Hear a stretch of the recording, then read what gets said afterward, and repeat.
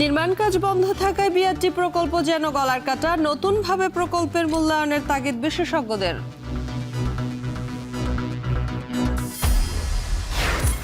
অনিয়মে জর্জরিত রাজধানীর বেশিরভাগ পাঠাগার, বাজেট খরচেই আসল উদ্দেশ্য, বরাদ্দের টাকা নিয়ে নয় ছয়ের অভিযোগ। হবিগঞ্জে স্কুল ভবন নির্মাণে অনিয়ম, ঢালাইয়ের মাত্র 3 দিনে ধসে পড়েছে দ্বিতীয় তলার সিঁড়ি, দোষীদের শাস্তির দাবি।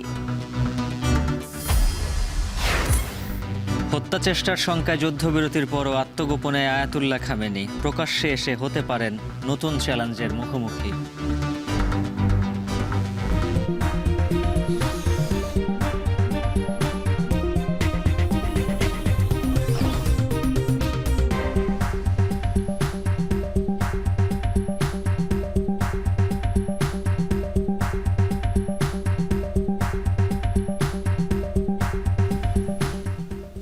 স্বাগত। এখন সকালে পুরো আয়োজনে আপনাদের সঙ্গে আছে আমরা দুজন, আমি শম্পা বিশ্বাস এবং আমি উজ্জ্বল হাফিজ।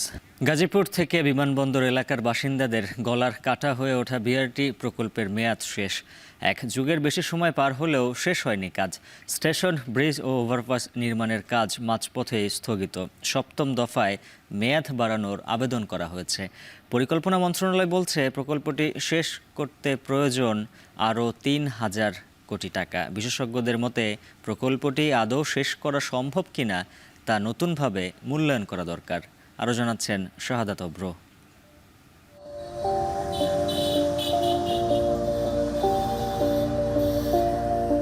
গাজীপুর থেকে বিমানবন্দর পর্যন্ত ২০ কিলোমিটার দীর্ঘ বিআরটি প্রকল্প ২০২৪ সালের ডিসেম্বরে মেয়াদ শেষে অগ্রগতি প্রতিবেদনে দেখানো হয় ৯৭.৪৭% কাজ শেষ হয়েছে। তবে বাস্তবে এর চিত্র অনেকাংশেই উল্টো। স্টেশনগুলোর অবস্থা একেবারেই নাজেহাল। সময়সীমা ও ব্যয়ের দিক থেকে একের পর এক রেকর্ড গড়েছে প্রকল্পটি। ২০১২ থেকে ২০১৬ মেয়াদি এই প্রকল্পের প্রাথমিক বাজেট নির্ধারিত হয় ২,০৪০ কোটি টাকা। পরে দ্বিতীয় দফায় তা বেড়ে দাঁড়ায় ৪,২৬৮ কোটি টাকায়। ২০০৯ সালে কাজ শেষ হওয়ার কথা থাকলেও ৫ বার সময় বাড়িয়ে ২০২৪ সালেও শেষ হয়নি প্রকল্পটি। এ সময় 10টি বিআরটিসি বাস দিয়ে পাইলট প্রকল্প চালু করা হয়। এরপর ২০২৫-এর জুনে প্রকল্পটি চালু করার কথা থাকলেও তা তো হয়নি, উল্টো ৫ মাস পর বন্ধ হয়ে গেছে পাইলট প্রকল্প।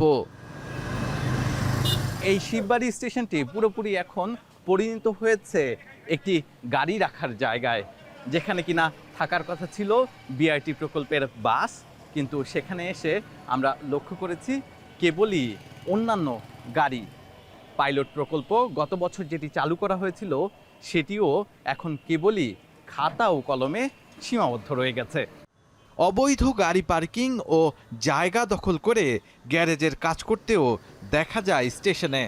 গাড়ি রাখা যাবে না, কিন্তু রাখার সাইনবোর্ড আছে, কিন্তু এটা তদারকি করার লোক নাই। ৪,০০০ কোটি টাকারও বেশি ব্যয় করা এই বিআরটি প্রকল্প এখনো কাজ শেষ হয়নি, তবে পুরো কাজই এখন স্থগিত।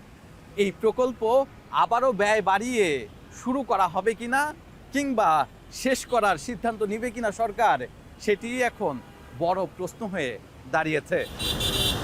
পরিকল্পনা মন্ত্রণালয় জানিয়েছে প্রকল্পটি শেষ করতে প্রয়োজন আরও ৩,০০০ কোটি টাকা, যেখানে সপ্তম দফা প্রকল্পের মেয়াদ বাড়তে পারে ২০২৯ সাল পর্যন্ত। তাহলে একক প্রকল্পেই ব্যয় দাঁড়াবে প্রায় ৭,০০০ কোটি টাকা। প্রশ্ন ওঠে, এত দীর্ঘ এই প্রকল্পের ভবিষ্যৎ কি? এই প্রশ্নগুলোর উত্তর জানতে যাই প্রকল্প পরিচালক রেজাউল করিমের কার্যালয়ে। প্রকল্প অফিসে পাওয়া যায়নি তাকে। তাদের এগুলো কোনো কার্যকর লাভ নেই, তারা কোনো কিছু বলতে পারে না। কেন কথা বলবে না? প্রজেক্টে তো যারা কাজ করে তারা এখন একমাত্র এমডি, প্রজেক্টের এমডি কথা বলবে না এখন। স্যার আমার যেটা ফেলে দিচ্ছে। কি বলছেন? আমাকে উনি বলছেন যে ওদের এগুলো তো আমি বিষয়। একাধিকবার ফোন করার পর তিনি ফোন ধরলেও কথা বলতে অনিচ্ছা প্রকাশ করেন। বিআইটি প্রকল্পে কাজের অগ্রগতি সম্পর্কে জানতে চাচ্ছিলাম এবং আমার পিএম এর সাথে কথা বলে ইন্টারভিউ নিতে চাই। আপনি কি? সম্ভব না, আমি অসুস্থ, জ্বর। তবে বাস্তবায়নকারী কর্মকর্তা জানান এই প্রকল্পের অবকাঠামোর কাজ শেষ হবার অপেক্ষায় তারা। বাসের যে চলমান প্রকিউরমেন্ট সেটাতে যদি আমরা নোয়া দিতে পারি, অনুমোদন পাই, তাহলে সেই ক্ষেত্রে আমরা 26-এর মধ্যেই চলে যাওয়া সম্ভব, অপারেশনে চলে যাওয়া সম্ভব, subject to finishing of civil work. বিশেষজ্ঞদের একটি পক্ষ বলছে প্রকল্পটি আদৌ শেষ করা সম্ভব কিনা তা নতুনভাবে মূল্যায়ন করা দরকার। আর অপর পক্ষের আশা বিআরটি চালু করতে পারলে মেট্রো রেলের মতো সুবিধা পাবে নগরবাসী। এই খণ্ডিত বিআরটি পৃথিবীর কোথাও পপুলার হয়নি, সুতরাং এইটাও হবে না। নতুন বিনিয়োগ করা আমার হিসাবে এটা একটা গচ্চা দেওয়া। এমআরটির মতো, এটা তো ভালো সিস্টেম। এমআরটির মতো সবাই আপনি আধা ঘন্টায় গাজীপুর থেকে মহাখালী চলে যাবেন উইদাউট এনি ইন্টারাপশন, সেটা কি ভালো না? প্রকল্পের শতভাগ কাজ শেষ হওয়ার মধ্যে রয়েছে ড্রেন, 7টি ফ্লাইওভার, 10 লেনের টঙ্গী ব্রিজ ও 2টি ফুট ওভারব্রিজের। শাহাদাত অভ্র, এখন ঢাকা। পাঠাগারের অস্তিত্ব না থাকলেও রয়েছে মোটা অঙ্কের বাজেট, আবার কোথাও বরাদ্দের সাথে বাস্তব চিত্রের যোজন যোজন ব্যবধান। যেখানে 20 বছরেও পৌঁছায়নি একটি পত্রিকার কপি, দায়িত্বরত কর্মকর্তারাও জানেন না তার পাঠাগারের সঠিক সংখ্যা। অন্যদিকে লাইব্রেরি পরিচালনা নয়, বরং বাজেট খরচ করাই আসল উদ্দেশ্য বলে মনে করেন বিশেষজ্ঞরা।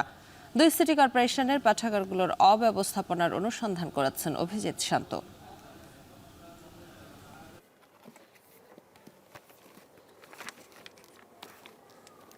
পাঠাগার আছে কিন্তু পাঠক নেই, আবার কোথাও পাঠক আছে কিন্তু চাহিদা অনুযায়ী বই নেই। এমনই দোদুল্যমান অবস্থায় রয়েছে নগরীর বেশিরভাগ গ্রন্থাগার। উন্নত মানসিকতা ও বুদ্ধিদীপ্ততার চর্চায় যেখানে পাঠাগারের গুরুত্ব সবচেয়ে বেশি, সেখানে কেন এমন ভগ্নদশা? আর কেনই বা বছরের পর বছর বরাদ্দ দিয়েও পাল্টানো যাচ্ছে না এমন চিত্র? আর বিষয়টির তদারকি ও পরিচালনার দায়িত্বে যারা আছেন তাদের দায়সারা বক্তব্য কিসের ইঙ্গিত বহন করছে, তা তুলে ধরবে এখন টেলিভিশন।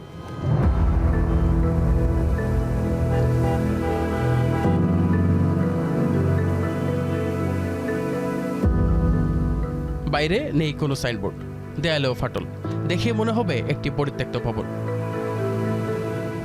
বলছিলাম দক্ষিণ সিটির 28 নম্বর ওয়ার্ডের চারনিঘাট এলাকার মাওলানা মুফতি দিন মোহাম্মদ ইসলামী পাঠাগারের কথা। দুপুর 2টা থেকে রাত 8টা পর্যন্ত খোলা থাকার কথা থাকলেও বিকেল 5:15টায়ও মূল ফটকে তালা। আবার এখান থেকেই নাকি দেওয়া হয় টিসিবির পণ্য। মাসে 2-3 বার 4 বার আসে, কিন্তু মানে নির্দিষ্ট কোনো সীমা নাই। তো যখন টিসি মাল দেওয়া হয় তখনই খুলে, আর সপ্তাহে একদিন হয়তো খুলতে পারে। কেয়ারটেকার ছিল, এখন তো কেয়ারটেকারও দেখি না। গত 20 বছর আগে পাঠাগার ছিল, অনেক ছাগলের ঘর, এখন পাঠাগারের কোনো পরিবেশ নাই। সূত্রাপুরের জহির রাহান সাংস্কৃতিক কেন্দ্র পাঠাগার ও পাঠক শূন্য। শোকেসে সাজিয়ে রাখা বইগুলোও 20 বছরের পুরানো। গ্রন্থাগারিক জানালেন 2006 সালের পর কোনো পত্রিকা আসেনি পাঠাগারে। মাসে 1 টাকাও সহায়তা পান না বলে জানান এই কর্মকর্তা। এমনকি সহায়তার জন্য চাহিদাপত্র পাঠানো হলেও সাড়া মেলেনি কর্তৃপক্ষের। মিলেছে কেবল 126টি বই। কেন্দ্র লাইব্রেরির জন্য দৈনিক পত্রিকা সরবরাহ প্রসঙ্গে এই যে চাহিদাপত্র দিয়ে চাইতে তো আপনি শেষ। আমি শেষ 6 সাল থেকে তো 26, এর মানে হলো 19 বছর। 19 বছরে যদি আমি 126টা বই পাই। দক্ষিণ সিটির ওয়েবসাইট অবশ্য বলছে তাদের তত্ত্বাবধানে থাকা 8টি পাঠাগারে গত 8 অর্থ বছরে বরাদ্দ ছিল প্রায় 7.5 কোটি টাকা। তাহলে এই অর্থের গন্তব্য কোথায় তা জানতেই এবার যেতে চাই নগর ভবনে। তথ্যে অসঙ্গতি আর দায়সারা বক্তব্য দায়িত্বরতদের। 2 কর্মকর্তার কেউই জানেন না নগরে সঠিক পাঠাগারের সংখ্যা কত।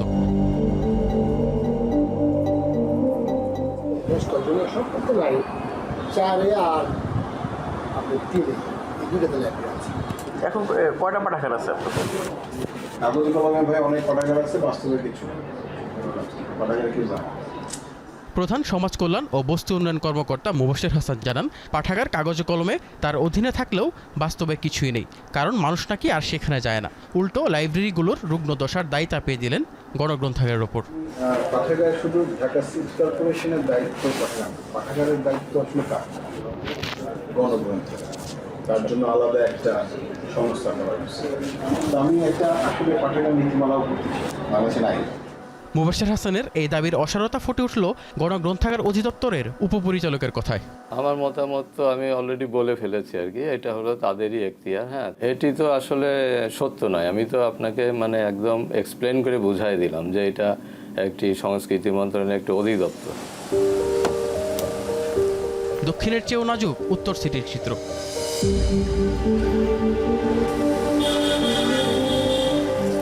পুরো এলাকা ঘুরেও কোনো লাইব্রেরির সন্ধান মেলেনি।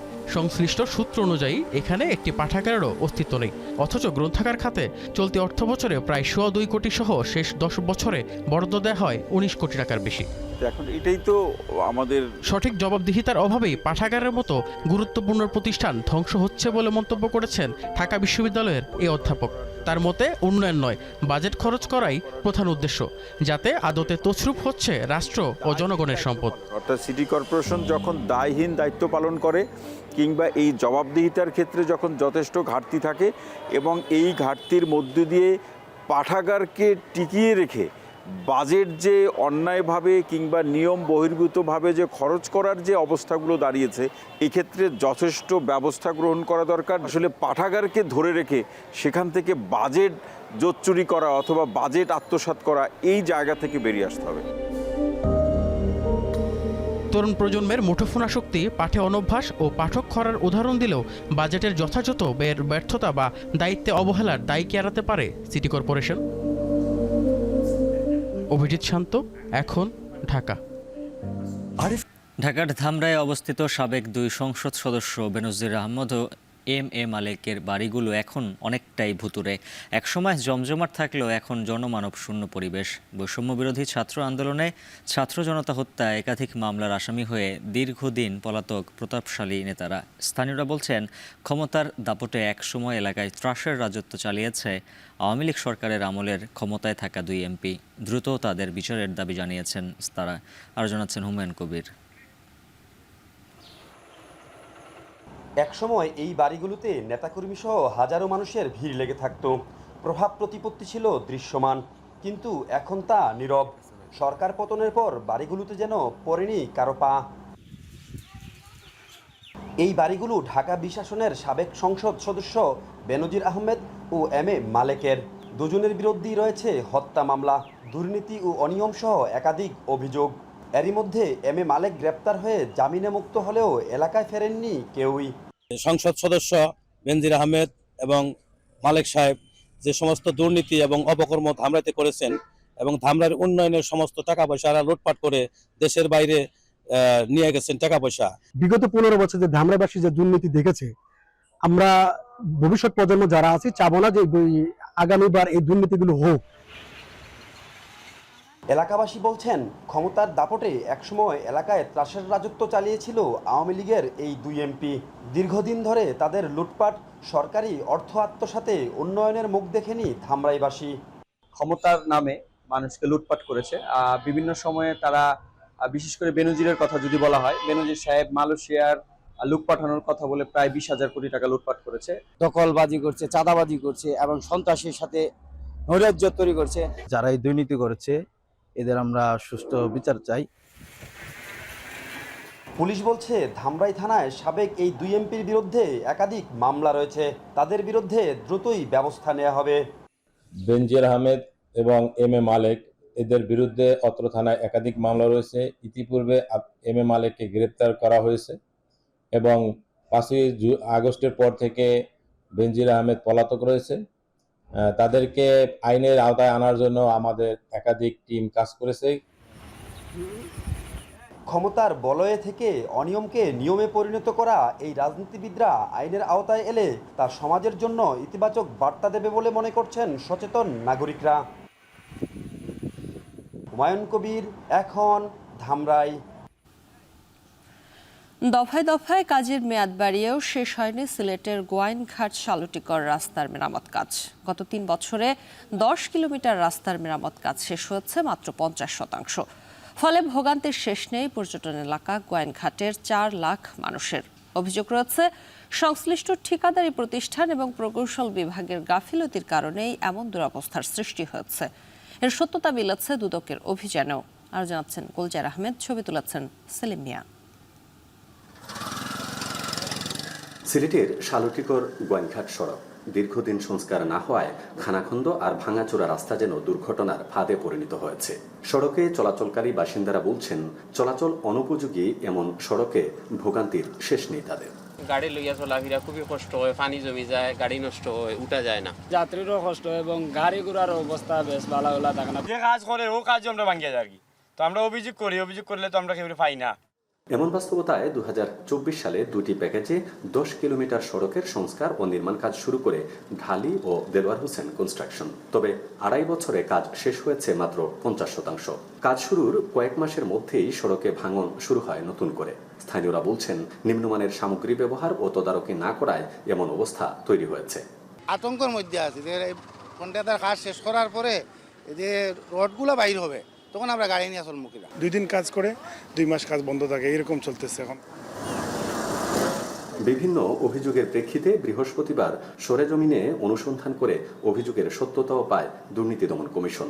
এসব অনিয়ম প্রতিবেদন কেন্দ্রীয় কার্যালয়ে পাঠানো হবে বলে জানায় অনুসন্ধানী দল। 1.5 কিলোমিটার জায়গা এস্টিমেটই করা হয়নি, এই ভোগান্তি এই এলাকার জনগণকে ভুগতে হবে। কাজের যে মান সেটাতে গাফিলতি আছে এবং অনিয়ম কিছুটা হয়েছে মর্মে আমাদের কাছে প্রতীয়মান হয়েছে। আমরা কমিশনকে এই বিষয়ে জানাবো। ঠিকাদারি প্রতিষ্ঠানের অজুহাত, বন্যার কারণে কাজ শেষ করতে দেরি হচ্ছে। তবে স্থানীয় সরকার বিভাগের কর্মকর্তারা বলছেন, ঠিকাদারি প্রতিষ্ঠানের বিরুদ্ধে ব্যবস্থা নেওয়ার কথা।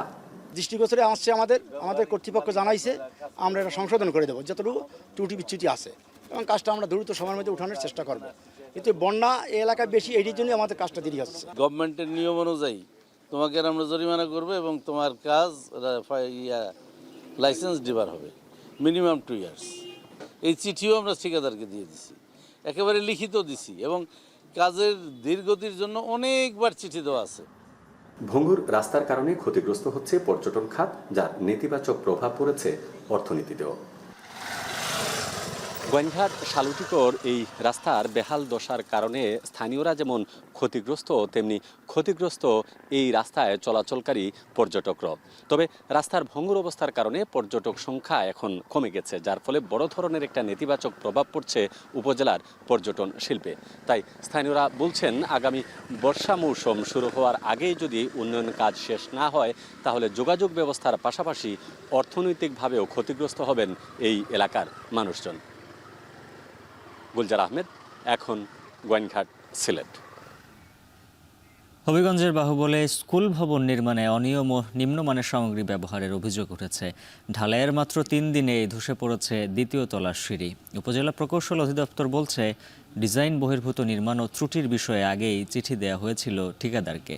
কাজল সরকারের প্রতিবেদনে থাকছে বিস্তারিত। হবিগঞ্জের বাহুবল উপজেলার খাগাউড়া 2 নং সরকারি প্রাথমিক বিদ্যালয় প্রাথমিক শিক্ষা উন্নয়ন কর্মসূচির আওতায় চলছে নতুন স্কুল ভবন নির্মাণ কাজ। তবে কাজ চলার মধ্যেই ধসে পড়েছে 2য় তলার সিঁড়ি, খুলে পড়ছে পিলারের ঢালাই। ভবনের নির্মাণ কাজের শুরু থেকেই অনিয়মের অভিযোগ তোলেন স্থানীয়রা। তাদের অভিযোগ, নিম্নমানের সামগ্রী ব্যবহার করে স্কুল ভবন নির্মাণ করছে ঠিকাদার প্রতিষ্ঠান মেসার্স শেখ সেলিম।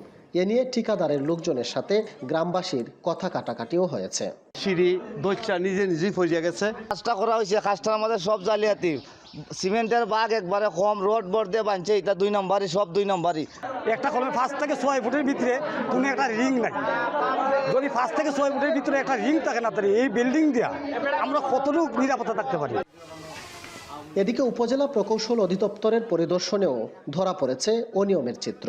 ডিজাইন বহির্ভূত নির্মাণ ও অনিয়মের বিষয়ে গেল 22 জুনেই ঠিকাদারকে চিঠি দেওয়া হয়। একটা সিঁড়ি আছে ফার্স্ট ফ্লোরে, সেটা ঢালাই করছিল। তো করার পরবর্তী দেখি যে সিঁড়িটার আপনার যে ড্রয়িং ডিজাইন স্পেসিফিকেশন আসে সেই অনুযায়ী আমার হয় নাই।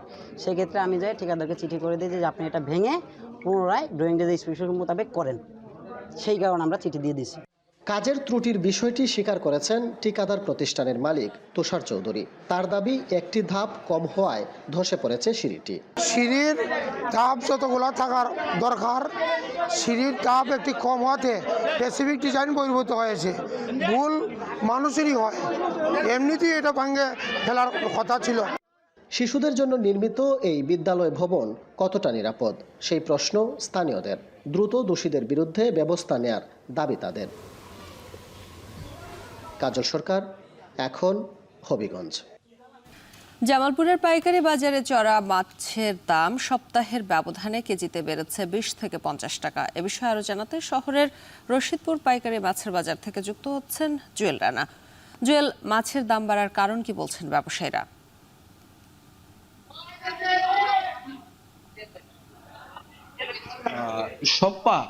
সপ্তাহের ব্যবধান, অর্থাৎ জামালপুরে প্রায় এক সপ্তাহের উপর করে বৃষ্টি হচ্ছে। এই বৃষ্টি হওয়ার কারণে মাছের বাজারের সরবরাহ কিছুটা কম হওয়ার কারণে মাছের দাম কিন্তু 20 থেকে 50 টাকা পর্যন্ত বেড়ে গিয়েছে, এমনটাই জানিয়েছে এখানকার যে পাইকারি মৎস্য ব্যবসায়ী রয়েছে তারা জানিয়েছে। আর তারা এই দাম বাড়ার একটি কারণ হিসেবে তারা যে ব্যাখ্যা দিয়েছে, অর্থাৎ এখন জামালপুরে যে মৎস্যর যে পুকুরগুলো রয়েছে সেই পুকুরতে বৃষ্টি হওয়ার কারণে পুকুরগুলো টইটম্বুর হয়েছে, অর্থাৎ পুকুরের যে দুই পাড় সেটি ভেঙে যাওয়ার একটি সরকার থেকেই তারা যারা মাছ চাষি রয়েছে তারা মাছ পুকুর থেকে ধরতে না পারার কারণে একটি দাম বেড়েছে। আরেকটি বিষয় হচ্ছে এই মুহূর্তে বৃষ্টি হচ্ছে জামালপুরে, এতে পর্যটন সময় চলছে, এই সময় অনেক মাছ ডিমওয়ালা রয়েছে, সেই ডিমওয়ালা মাছের দাম কম থাকার কারণে কিন্তু অনেক মাছ চাষি যারা আছে তারা মাছ বাজারে সরবরাহ কমিয়ে দিয়েছে, সেই কারণে দাম একটু বেড়েছে। আরেকটি বিষয় বলা হচ্ছে এই যে জামালপুরে এখন বর্ষার সময় বৃষ্টি হচ্ছে, এই বৃষ্টি হওয়ার কারণে আমরা দেখেছি বাজারে বেশ দেশীয় কই, শিং, পুঁটি, ট্যাংরা যে মাছ রয়েছে সেই মাছগুলো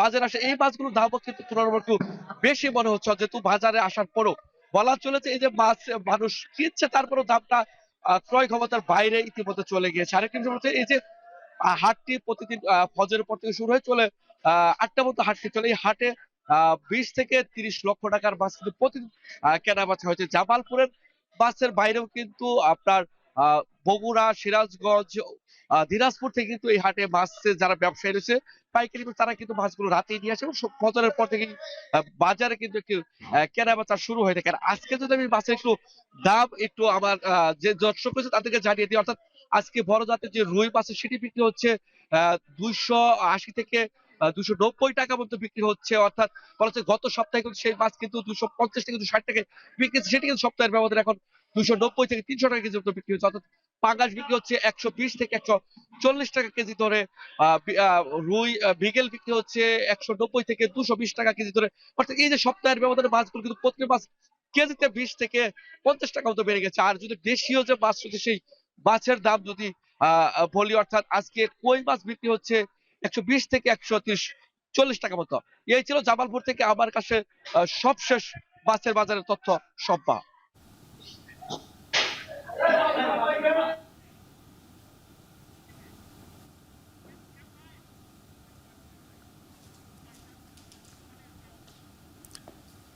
চলতি বছর জামালপুরে আবহাওয়া অনুকূলে থাকায় শুকনো মরিচের ভালো ফলন হয়েছে, তবে ফলন ভালো হলেও বাজারে নেই কাঙ্ক্ষিত দাম, নেই তেমন চাহিদাও, ফলে লাভের বদলে লোকসান গুনছেন এই অঞ্চলের কৃষকরা। জুয়েল রানার প্রতিবেদন। জামালপুরের চরাঞ্চলে উৎপাদিত শুকনা মরিচ গুণে ও মানে ভালো হওয়ায় রাজধানী সহ সারা দেশে এই মরিচের বেশ চাহিদা রয়েছে। এবছর মরিচ চাষে খরচ বেড়েছে দ্বিগুণ, সার, বীজ, কীটনাশকের মূল্য বৃদ্ধি সহ চাষের জমির লিজ নিতে বেড়েছে ব্যয়। তবে চাহিদার চেয়ে এবছর উৎপাদন বেশি হওয়ায় বাজারে বেড়েছে সরবরাহ, ফলে কমেছে শুকনো মরিচের দাম। মেলান্দহ উপজেলার ঝাউগড়া ইউনিয়নের টগারচর গ্রামের আবু তাহের বিগত বছরে কাঁচামরিচ ও শুকনা মরিচ চাষ করে আর্থিকভাবে লাভবান হওয়ায় এবছর 4 বিঘা জমিতে করেন মরিচ চাষ। অনুকূল আবহাওয়ায় মরিচের ভালো ফলন হলেও বাজারে কাঁচা এবং শুকনো মরিচের ভালো দাম না পাওয়ায় লোকসানের কথা জানান তিনি। শুধু তাহেরই নন, ভালো বাজার দর না মেলায় লোকসানে এ অঞ্চলের অধিকাংশ মরিচ চাষি। প্রতি বিঘায় উঠান সহ 60 থেকে 70 হাজার টাকার মতো খরচ। তো বর্তমান যে বাজার, এই বাজারে আমাদের পুষতেছে না। 15 দিন আগে দাম বেশি আছিল, 8-9 আছিল, এখন বাজার একবারে কম হয়ে গেছে। দেশি মরিচ বেচতেছি 6,500 টাকা, আবার হাইব্রিড বেচতেছি 4,500-5,000। এখন কৃষক বাঁচবো কেমনি? বর্তমানে এইভাবে বেচলে পরে গৃহস্থ মরা, পাইহের যাচ্ছে পাইহেরও মরা। এবছর জামালপুরের 7 উপজেলায় 7,250 হেক্টর জমিতে শুকনা মরিচের চাষ হয়েছে। মরিচ চাষে কৃষকদের প্রয়োজনীয় পরামর্শ প্রদানের কথা জানায় জেলা কৃষি বিভাগ। আমরা কৃষি বিভাগের পক্ষ থেকে কৃষকদের পরামর্শ দিয়ে এসেছিলাম আবাদ মৌসুমে, এবং পাশাপাশি এবছর আবহাওয়া অনুকূল থাকায় মরিচের ফলন ভালো হওয়াতে কৃষকরা আর্থিকভাবে লাভবান হওয়ার আশা করছে। পুরোদমে বাজারগুলোতে শুকনো মরিচ কৃষকরা নিয়ে বিক্রি করছেন। আমরা জানতে পেরেছি যে এখন পর্যন্ত বাজারে 200 টাকা কেজি করে মরিচ বিক্রি হচ্ছে। আশা করি এটার দাম আরও কিছুদিন পর আরেকটু বাড়বে। চলতি বছর জামালপুরে মরিচ উৎপাদনের লক্ষ্যমাত্রা 17,255 টন, যার বাজার মূল্য 345 কোটি টাকা। এখন জামালপুর। প্রায় বিলুপ্ত হওয়া গাছের সাথে পরিচয় ঘটাতে 2014 সালে মাত্র 1500 টাকার গাছ দিয়ে ঘরের বারান্দায় বাগান শুরু। পরবর্তীতে ইউটিউব ও গুগল দেখে বনসাই গাছ তৈরি শেখা। সেই থেকে গত 11 বছরে বাড়ির ছাদে নাগলিঙ্গম, খৈয়া বাবলা, অশোক, পলাশসহ 500 প্রজাতির বনসাই বাগান গড়ে তোলেন নারায়ণগঞ্জের চিকিৎসক দম্পতি। দেশি বিদেশি বিলুপ্ত প্রায় নানা প্রজাতির 2000 বনসাই গাছ রয়েছে তাদের বাগানে। আরও জানাচ্ছেন ইমরান আলী সজীব। নারায়ণগঞ্জের নিমাই কাশারির চিকিৎসক দম্পতি মাহফুজা আক্তার ও ফয়েজ আহমেদ 11 বছর আগে বাড়ির ছাদে গড়ে তোলেন বনসাই বাগান, যেখানে প্রতিটি কোণায় জায়গা পেয়েছে বিলুপ্ত প্রজাতির বনসাই গাছ। তারা জানান, শুরুতে শখের বশে 5টি ক্যাকটাস ও 2টি বনসাই দিয়ে শুরু হয় ছাদ বাগানের যাত্রা। এখন সেখানে জায়গা পেয়েছে 500 প্রজাতির 2000 গাছ, যার বাজার মূল্য প্রায় 2 কোটি টাকা। বনসাইয়ের মাধ্যমে প্রকৃতি থেকে যেসব গাছগুলো বিলুপ্ত হয়ে যাচ্ছে সেই গাছগুলোকে খুব ভালোভাবে সংরক্ষণ করা যায় এবং বাচ্চাদের সাথে পরিচয় করিয়ে দেওয়া যায়। এই অনুপ্রেরণা থেকেই আমরা আসলে ছাদ বাগান শুরু করেছি। আমাদের এই বাগানটা আমরা যদি ছাদে বৃহৎ পরিসরে শুরু করতে পারি তাহলে আমাদের বাচ্চাদের জন্য উপকার হবে। মাহফুজা ফয়েজ দম্পতির ছাদ বাগান দেখতে প্রতিদিনই ভিড় করছেন গাছপ্রেমীরা, অনেকে আবার আগ্রহী হয়ে উঠছেন। আমাদের ইচ্ছা আছে ভবিষ্যতে আমরা করতে পারি কিনা এই ছাদ বাগান বা বনসাই। বর্তমানে দেশে বনসাইয়ের বেশ চাহিদা রয়েছে। এটি বাণিজ্যিকভাবে উৎপাদন করে লাভবান হওয়ার সুযোগ রয়েছে বলে জানান কৃষি কর্মকর্তারা। বাজার মূল্য অনেক এবং এটা করে বাণিজ্যিকভাবে তারা লাভবান হতে পারে। বা কৃষি সম্প্রসারণ অধিদপ্তর বনসাই উৎপাদনের ক্ষেত্রে বিভিন্ন ধরনের রোগবালাই, পোকামাকড়ের আক্রমণ সহ সকল ক্ষেত্রে পরামর্শ সেবা প্রদান করে। বনসাইয়ের প্রতি মানুষের আগ্রহ থাকলেও সুযোগের অভাব রয়েছে, তাই বাণিজ্যিকভাবে উৎপাদনের জন্য সরকারি বিভিন্ন পদক্ষেপ নেওয়া জরুরি বলে মনে করেন উদ্যোক্তারা। এখন নারায়ণগঞ্জ। স্থায়ী বসবাসের জন্য ব্রেক্সিটের আগে থেকেই যুক্তরাজ্যমুখী বাংলাদেশি বংশোদ্ভূত ইউরোপীয় ইউনিয়নের অনেক নাগরিক, যাদের মধ্যে অনেকে গড়ে তুলেছেন ব্যবসা প্রতিষ্ঠানও। ব্রেক্সিটের পর ইউরোপীয় ইউনিয়নের সঙ্গে যুক্তরাজ্য নতুন বাণিজ্য ও প্রতিরক্ষা চুক্তি করার পর চলতি বছর থেকে সেই গতি আরও বাড়ার সম্ভাবনা রয়েছে বলে মনে করছেন বিশ্লেষকরা। লন্ডন ঘুরে আরও জানাচ্ছেন মনিরুজ্জামান মনির। নিরাপদ অভিবাসন এবং সন্তানের শিক্ষা ও উজ্জ্বল ভবিষ্যতের নিশ্চয়তা, এসব কথা ভেবে ব্রেক্সিটের আগে যুক্তরাজ্যে পাড়ি জমিয়েছেন বহু বাংলাদেশি বংশোদ্ভূত ইইউ নাগরিক। যুক্তরাজ্যে মাথা উঁচু করে দাঁড়িয়ে আছে বাংলাদেশি কমিউনিটি। নানা প্রতিকূলতা ও চ্যালেঞ্জ মোকাবেলায় এখন বিভিন্ন ব্যবসায় নিজেকে প্রতিষ্ঠিত করেছেন অনেকে, গড়েছেন শক্ত অবস্থানও।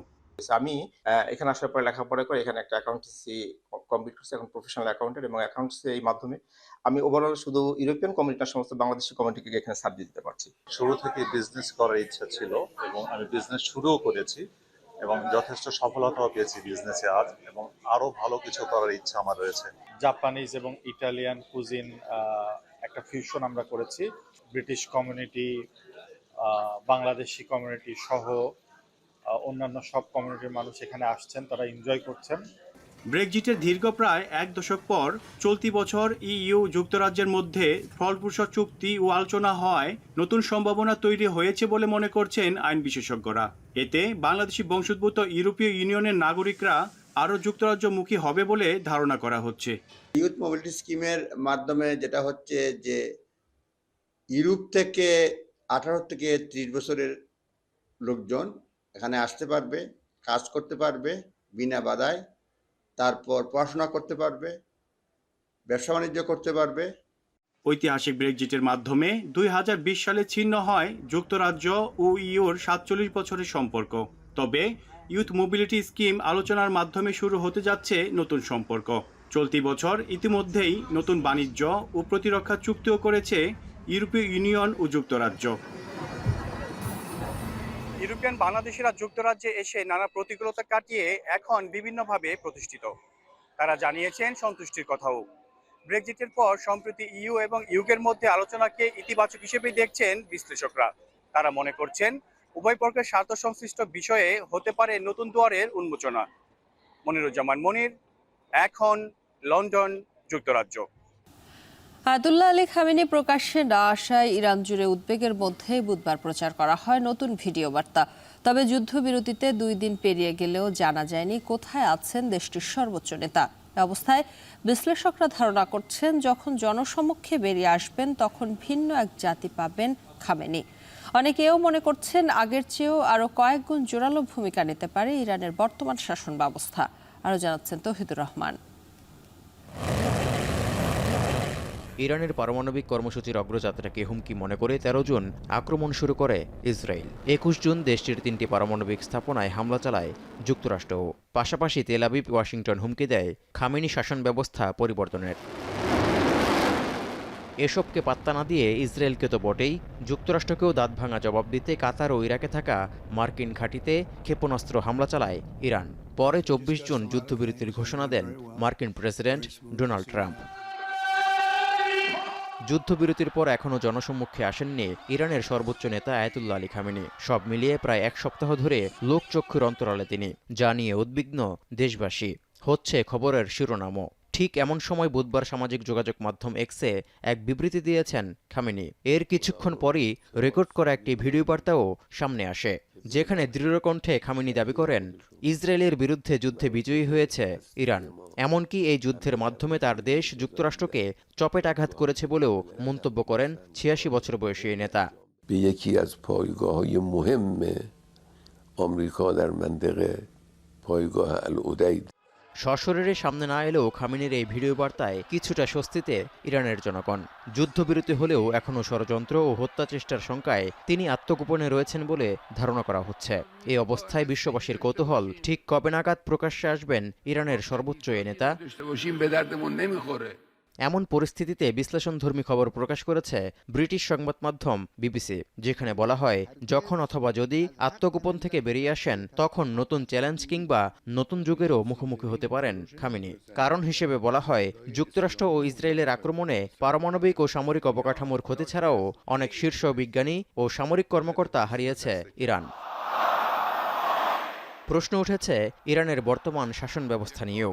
এই অবস্থায় খামেনি শাসন ব্যবস্থা কতদিন টিকতে পারবে তা অনুমান করা কঠিন বলে মনে করছেন হার্ভার্ড বিশ্ববিদ্যালয়ের ভিজিটিং স্কলার অধ্যাপক লিনা খতিব। তবে এটি শেষের শুরু হতে পারে বলেও মনে করছেন তিনি। অন্যদিকে সেন্ট অ্যান্ড্রুজ বিশ্ববিদ্যালয়ের ইরান বিষয়ক বিশেষজ্ঞ আলী আনসারিও বলেছেন এটা বেশ স্পষ্ট যে নেতৃত্ব নিয়ে মতবিরোধ রয়েছে ইরানে।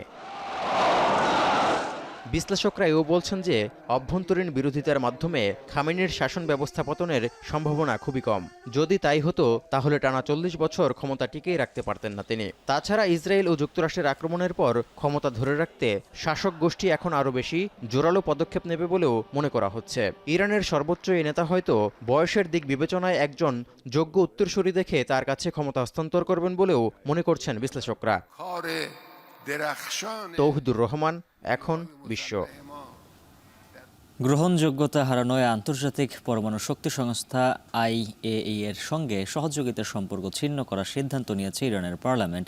বিশ্লেষকরা বলছেন গেল 9 থেকে 12 জুন সংস্থার পরিচালক ইরানের পরমাণু সমৃদ্ধকরণ নিয়ে যে মন্তব্য করেছেন তাকে বৈধতা দেওয়ার মতো কোনো আলামত হাজির করতে পারেনি পরমাণু সংস্থা।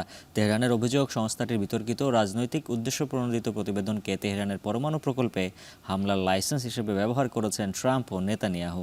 সতীর্থ কর্মকারের প্রতিবেদন। গেল 13 জুন ইসরায়েল যখন ইরানের পরমাণু স্থাপনায় হামলা চালায়, ঠিক তার আগের দিন জাতিসংঘের পরমাণু শক্তি সংস্থা IAEA প্রতিবেদনে বলেছিল পারমাণবিক সুরক্ষা সংক্রান্ত শর্ত মানছে না তেহরান। 12 দিন দুপক্ষের সংঘাতের পর গেল বুধবার আন্তর্জাতিক এই পর্যবেক্ষক সংস্থার সঙ্গে সব ধরনের সহযোগিতা স্থগিতের সিদ্ধান্ত নেয় Iran. They're targeting civilians because they're a criminal regime. ইরানে হামলার আগে বা পরে ইসরায়েল সরাসরি একবারও দাবি করেনি এই অভিযানের সঙ্গে পরমাণু শক্তি সংস্থার পর্যবেক্ষণের কোনো সম্পর্ক আছে। তাহলে কেন পরমাণু স্থাপনায় হামলা করল তেল আবিব, প্রশ্ন তেহরানের। দেশটির অভিযোগ, জাতিসংঘের এই নিউক্লিয়ার ওয়াচডগের পর্যালোচনা রাজনৈতিক উদ্দেশ্য প্রণোদিত।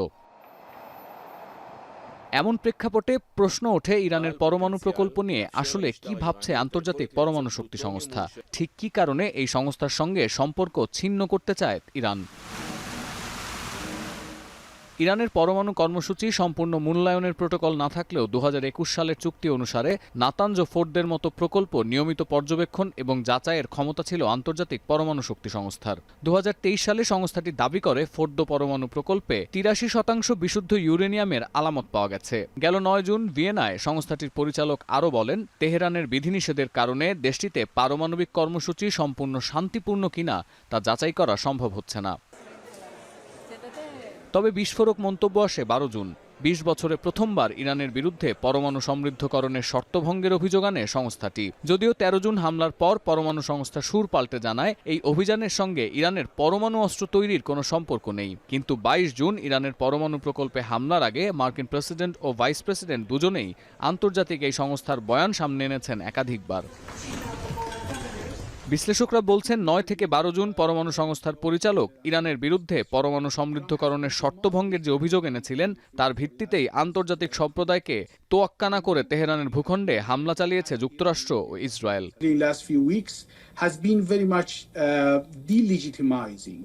Within the Iranian politics, the role that he as a technical authority should play. His role has been very over-politicized. সবশেষ বুধবার জাতিসংঘের পরমাণু সংস্থার সঙ্গে সহযোগিতা স্থগিতের সিদ্ধান্ত আসার পর ইরানের স্পিকার মোহাম্মদ বাকের কালিবাফের বরাত দিয়ে নূর নিউজ জানায়, সংস্থাটির প্রতিবেদনের কারণেই ইরানের পরমাণু প্রকল্পে হামলার লাইসেন্স পায় ইসরায়েল। পার্লামেন্টে অনুমোদন পাওয়া এই খসড়া বিলে IAEA এর নজরদারি ক্যামেরা স্থাপন, পরিদর্শন ও প্রতিবেদন তৈরি স্থগিতের কথা বলা হয়েছে, যদিও এই সিদ্ধান্তের বিরোধিতা করছে রাশিয়া। সতীর্থ কর্মকার, এখন বিশ্ব। 25 বছরের টেস্ট পদচারণায় ক্রিকেটারদের অর্জনকে খাটো করে দেখতে নারাজ সাবেক ক্রিকেটার মেহরাব হোসেন আপি। বাংলাদেশের বর্তমান টেস্ট টিম কম্বিনেশন ভবিষ্যতে সাফল্য পাবে বলে বিশ্বাস সাবেক স্পিনার আব্দুর রাজ্জাকের। টেস্টের রজত জয়ন্তীতে নিজেদের অনুভূতির কথা জানালেন সাবেক দুই ক্রিকেটার। আর জানাচ্ছেন ফারহান ইহসান। 2000 সালের 26 জুন টেস্ট স্ট্যাটাস পেয়েছিল বাংলাদেশ দল। সে বছরই 10ই নভেম্বর প্রথমবারের মতো ক্রিকেটের গৌরবময়ী এই ফরম্যাটে খেলে বাংলাদেশ। সময়ের পরিক্রমায় পূর্ণ হয়েছে 25 বছর। টেস্ট ক্রিকেটের রজত জয়ন্তী উপলক্ষে বিসিবি আয়োজন করেছিল বিশেষ এক অনুষ্ঠানের। একই দিনে মিরপুর শেরেবাংলা স্টেডিয়ামে টেস্টে ক্রিকেটের অনার্স বোর্ড চালু করেছে বিসিবি, যেখানে 2000 সাল থেকে এখন পর্যন্ত খেলা প্রত্যেক টেস্ট ক্রিকেটারের নাম, পাশাপাশি রয়েছে টেস্ট ক্যাপের নাম্বার এবং বছর। সময়ের হিসেবে 25 বছর লম্বা হলেও ক্রিকেটীয় বিবেচনায় এই সময়কে দীর্ঘ মানতে নারাজ সাবেক ক্রিকেটার আব্দুর রাজ্জাক। বাংলাদেশ ক্রিকেটে অনেক উত্থান পতনের মাঝেও টেস্ট ক্রিকেটে বাংলাদেশের উজ্জ্বল সম্ভাবনার কথা জানালেন তিনি। অন্যদের হিস্ট্রি যদি দেখা যায় 100 বছর, 80 বছর, 90 বছর, 150 বছরেরও আছে। তো সেই দিক থেকে বাংলাদেশ টিম আসলে ভালো মন্দ মিলিয়েই আসলে 25 বছর কেটেছে। যে একদম কিছু হয়নি সেটা বলা ভুল হবে, আবার একদম থেমে আছে এক জায়গাতে সেটাও বলা ভুল হবে। তো আমার কাছে মনে হয় যে বাংলাদেশ টিম আসলে রাইট ট্র্যাকে আছে। হ্যাঁ, 25 বছর আগে ভারতের বিপক্ষে প্রথম টেস্টের সবাইকে একত্রে পেয়ে আনন্দিত এক সময়কার স্টাইলিশ ওপেনার মেহরাব হোসেন অপি। সময়ের পরিক্রমায় টেস্ট ক্রিকেটে দেখছেন বেশ কিছু অর্জন। মুশফিকুর রহিম, যে কিনা আপনার টেস্ট ম্যাচে তার 3টি ডাবল সেঞ্চুরি আছে, এরকম প্লেয়ারও প্রডিউস করতে পেরেছি, এটাও কিন্তু বাংলাদেশ ক্রিকেট বোর্ডের একটা সাফল্য। তামিম ইকবালের লর্ডসের সেঞ্চুরির কথা আমরা ভুলে যাইনি। বাংলাদেশ প্রথম ক্রিকেটার হিসেবে তিনি লর্ডসের মাঠে সেঞ্চুরিটি করেছেন, এটাও বাংলাদেশের জন্য একটা বিরাট বড় প্রাপ্তি। সাকিব আল হাসানের মতো 3 ফরম্যাটের বিশ্বের সেরা অলরাউন্ডার পেয়েছে, এটাও বাংলাদেশ ক্রিকেট বোর্ডের বিরাট প্রাপ্তি। টেস্ট ক্রিকেটের ধারায় আমার কাছে মনে হয় যে আমরা ধারাবাহিকতার দিক থেকে আমরা অনেক আপস অ্যান্ড ডাউনস ছিল, কিন্তু আমরা ভালো ক্রিকেট খেলছি। 25 বছর আগের টিম বাংলাদেশ যেমন চমক জাগা নিয়েছিল, একইভাবে বর্তমান টিমকেও প্রমিজিং মানেন আব্দুর রাজ্জাক। সাকিব তামিমদের অনুপস্থিতি থাকলেও টেস্ট সেটআপ নিয়ে আশাবাদী সাবেক এই বাহাতি স্পিনার। ভালো মন্দ মিলিয়েই হবে, খারাপও থাকবে, ভালোও থাকবে। তো এবং এটা ডিপেন্ড করে জেনারেশনের উপর। কিছু কিছু জায়গাতে আরও কিছু ইমপ্রুভমেন্ট হতে পারে, হওয়া সম্ভব। আমি শিওর যে আগামী 5 বছর পর দেখা যাবে আমাদের টিম এই এখন আমরা যে অবস্থাতে আছি এর থেকে আরও কিছু বেটার অবস্থাতে থাকবে টিম। ক্রিকেটের বনেদে এই ফরম্যাটে বাংলাদেশের প্রাপ্তি খুব একটা নেই। 25 বছরে 23 জয়ের বিপরীতে 111 ম্যাচে হার। তবে নতুন বোর্ডের অধীনে তরুণ ক্রিকেটার তৈরিতে একযোগে কাজ করবে বিসিবি ও ক্রীড়া মন্ত্রণালয়। একদিন এভাবেই উন্মোচিত হবে বাংলাদেশের আগামী সাফল্য। ফারহান ইহসান, এখন, ঢাকা। সংবাদ শেষ করব, তার আগে শিরোনামগুলো জানিয়ে দিচ্ছে আরও একবার। নির্মাণ কাজ বন্ধ থাকায় বিআরটি প্রকল্প যেন গলার কাটা, নতুনভাবে মূল্যায়নের তাগিদ বিশেষজ্ঞদের।